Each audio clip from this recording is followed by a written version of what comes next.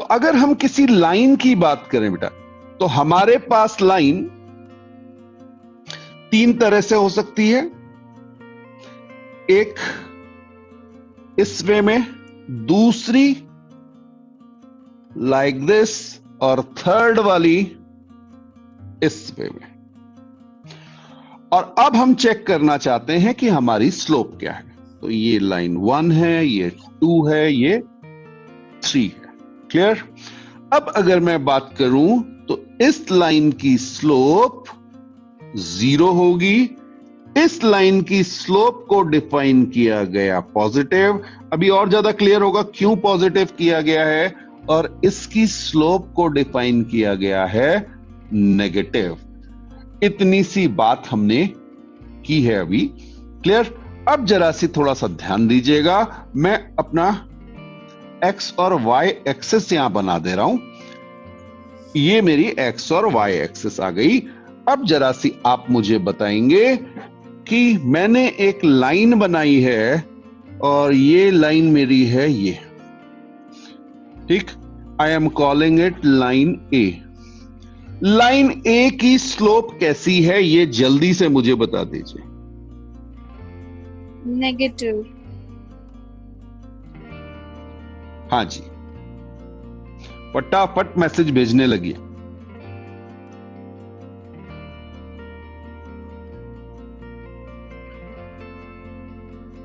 ए line red colour से मैंने आपको दिखाई है। आपको मुझे बताना है कि इसकी स्लोप कैसी है।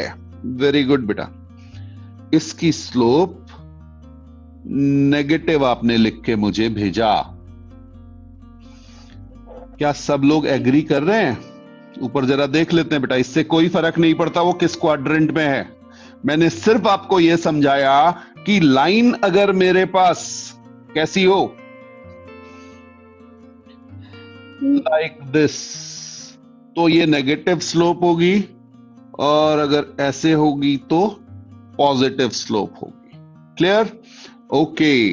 एक और लाइन बना रहा हूं बेटा। अब की मैंने लाइन बना दी कुछ इस वे में।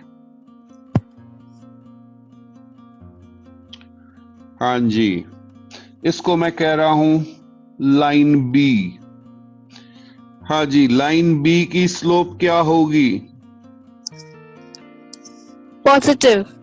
ओके, सबको समझ में आ गया बेटा। क्लास 12 तक बहुत यूज में आएगा। बाद में गलती मत करना। अभी तो लेक्चर में तो सबको समझ में आ जाता है, बाद में भूल जाते हैं सब। ठीक है? तो इसमें कुछ भी खास नहीं है। बस आपको यह देखना है कि लाइन किधर की ओर झुकी हुई है।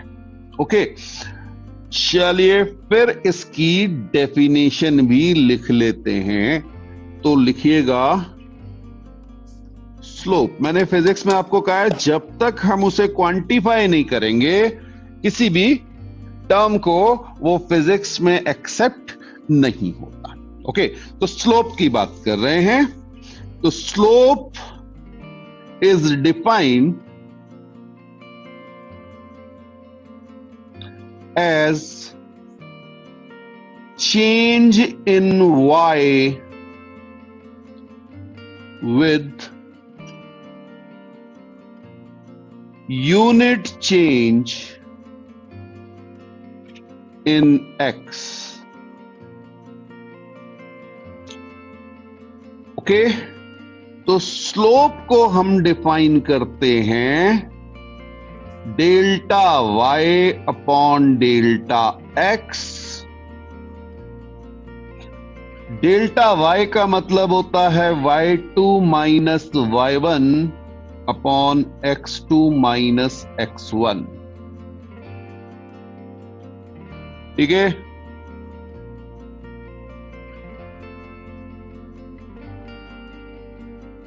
अंकुश कह रहे हैं sir if we change the reference point then a slope can be positive और नेगेटिव बोथ। नहीं भाई, स्लोप हमेशा ऐसी रहेगी। रेफरेंस पॉइंट से क्या मतलब है? तू इसको यहां से देख, चाहे यहां से देख, चाहे यहां से देख, दिखेगी तो एक ही सी। क्लियर? तू यहां चला जाएगा तब भी क्या होगा? तो रेफरेंस पॉइंट चेंज करने का मतलब क्या? लीजिए मैं कर देता हूं इसको। ये देखिए। हाँ जी अंकुश, स्लोप कैसी है? स्लोप कैसी है? Positive. पॉजिटिव है ना, तो क्या फर्क पड़ा, ओरिजिन वहां रख चाहे नीचे रख, ठीक है। तो चाहे आप ये वाली सिचुएशन में रखिए, चाहे आप इस सिचुएशन में रखिए, स्लोप इसकी क्या रही, सेम।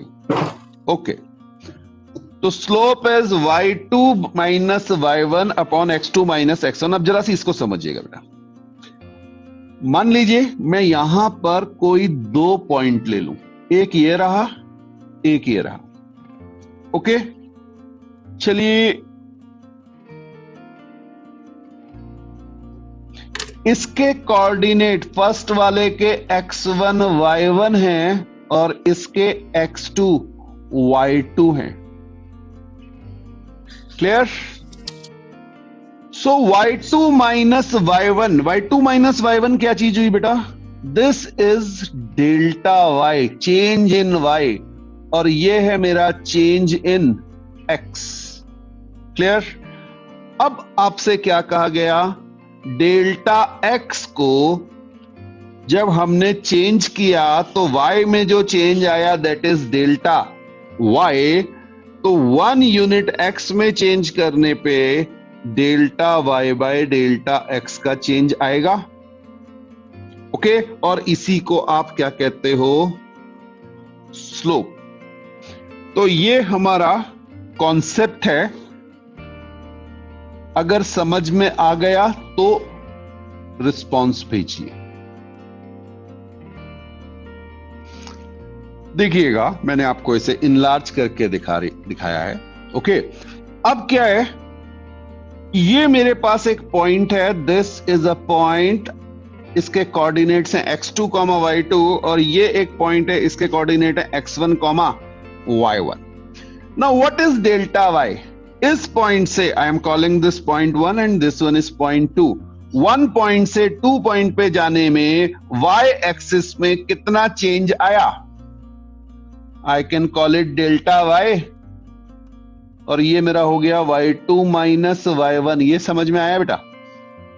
सिमिलरली x में कितना चेंज आया, डेल्टा x, और इस डेल्टा x को मैं लिख सकता हूं x2 माइनस x1। अरे भाई ये तो मैथ्स में किया होगा। क्लियर? अच्छा, अब डेफिनेशन क्या थी, डेफिनेशन क्या थी, हमने आपसे कहा था कि x को यूनिट चेंज करने पे, एक यूनिट चेंज करने पे, ठीक है, 1 जब हम आगे चलेंगे तो y में कितना चेंज आएगा, इस तरह से हमने क्या डिफाइन कर लिया था अपनी स्लोप को। तो यहां पे मैंने आपसे कहा डेल्टा x चेंज करने पे इसमें कितना चेंज आया, डेल्टा y का, तो 1 यूनिट चेंज करने में कितना चेंज आएगा, यूनिटरी मेथड है बेटा, delta y by delta x, और इसी को हम क्या डिफाइन करेंगे, slope. If y2 is greater than y1 when moving ahead in x axis, मतलब चढ़ाई चढ़ रहे हैं, ये समझ में आया, y2 y1 से बड़ा है, ठीक है, तो आपकी स्लोप क्या हो जाएगी, पॉजिटिव, आप खुद ही देख सकते हैं, ठीक है। And if y2 is less than y1, यानी आप उतर रहे हो आगे जाने पे, कैसे, पहले वाले केस में देखिए x में आगे बढ़ने पे आप ऊपर चले गए थे, तभी तो y2 y1 से बड़ा होगा। क्लियर है ये? ठीक है, if y2 is less than y1 when moving ahead in x, slope is negative। ये समझ में आया?